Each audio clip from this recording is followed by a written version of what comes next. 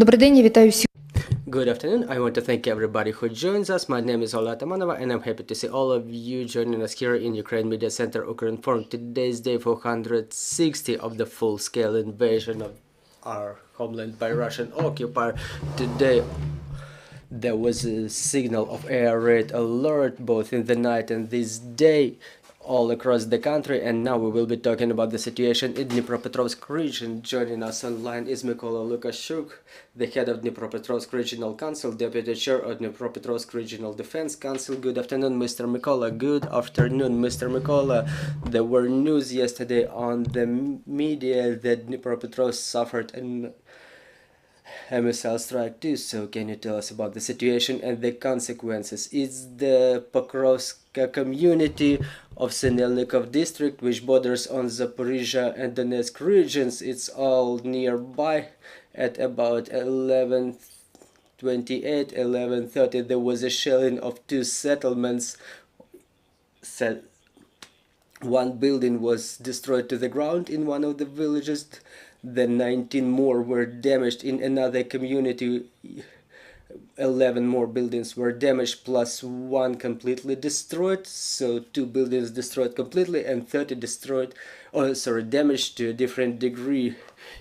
There was a child of 2 years injured and a woman born 1872 who died, so in total we had 9 injured, including one child born 2011. Now State Emergency Service is working there on putting out the fire. Everybody is provided the basic medical assistance. So this is the situation with the shelling. So talking about the situation with the strike on the hospital in Dnipro, what is the summary of the rescue operation that was going on there? What are the consequences? Well, there were 4 casualties, 32 injured. 13 out of those 32 are still in the hospitals. The deputy council of the region approved the amendments to the social program, and we helped the denizens of Dnipro when the missile was incoming to Peremoki Avenue, and all of the people now may address the municipal administration for a disbursement in amount of 300,000 hryvnias for the families of those who perished. Well, terrible consequences. But what are the targets of the enemies now? Previously they were targeting our critical infrastructure facilities. What do you observe for the time being? Let's be honest, the strike on Dnipro was a complete terror. During the day everybody is at work, everybody is going to work. Even if you open the Google Maps, which is being updated all the time constantly, you see that there were no military targets nearby. The preliminary assessment is that it was a high precision missile, Iskander missile, which is a ballistic missile.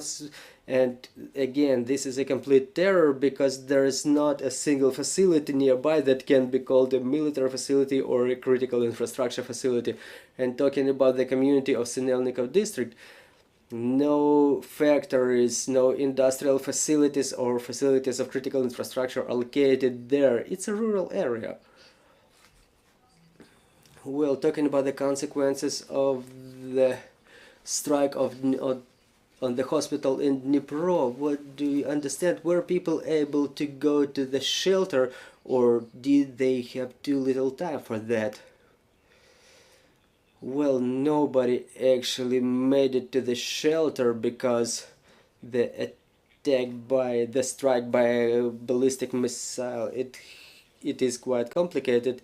It can be only downed with a Patriot air defense system, and unfortunately it was incoming, and now we understand the scale of destruction, and it resulted in death of people who were just staying nearby. So what's the situation with the critical infrastructure in the region?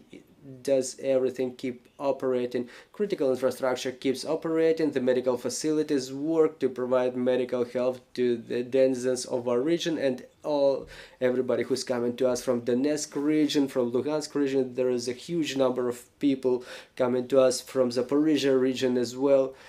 the lion's share of the population of the occupied part of Kherson region. They now come to the hospitals of Kryvyi Rih, where they are being assisted to the extent necessary. So we have water, power and heat supply, everything is in place. Just like we said in the beginning of the war, the roads are passable, the situation is under control in the region, everything is fine. If we have questions on the floor, dear colleagues, please go ahead. Thank you, Olga Panasenko, Ukrinform. A question about the Friday attack on Dnipro. Do you have information about the veterinary clinic which suffered from that strike? Was it possible to rescue people and the animals? Well, the scale of destruction is very substantial. There, everything is out of operation now. The 20 private houses were damaged, along with the number of apartment blocks nearby, with all the information that we have about the injured and those killed. It's about the people who were in that clinic or nearby. So now the clinic is out of operation. The cats and dogs, we don't have, or any other animals, we don't have any information about them. So that's pretty much it. Mr. Mykola, getting back to the previous strike, we remember there was a strike on the rescue unit. Were we possible to recommission that unit to upgrade the material which was damaged? Well, the work is underway. I think that the works will be fulfilled at cost of the State Emergency Service of Ukraine, because a big number of vehicles which were there, well, in that spot there was very significant destruction, and according to the reports of the regional head of State Emergency Service, the vehicles will be coming from other regions. Well, you'd better double check this information with the State Emergency Service, but at the level of the municipal council, we're looking for a facility to locate our State Emergency Service personnel which used to work in that spot. Thank you very much for joining our broadcast. I'm reminding you, joining us was Mykola Lukashuk, the head of Dnipropetrovsk Regional Council. So stay tuned, work together for our victory. Thanks to our armed forces, we have this opportunity. Thanks to our air defense forces who are on guard of our skies on a daily basis. And glory to Ukraine.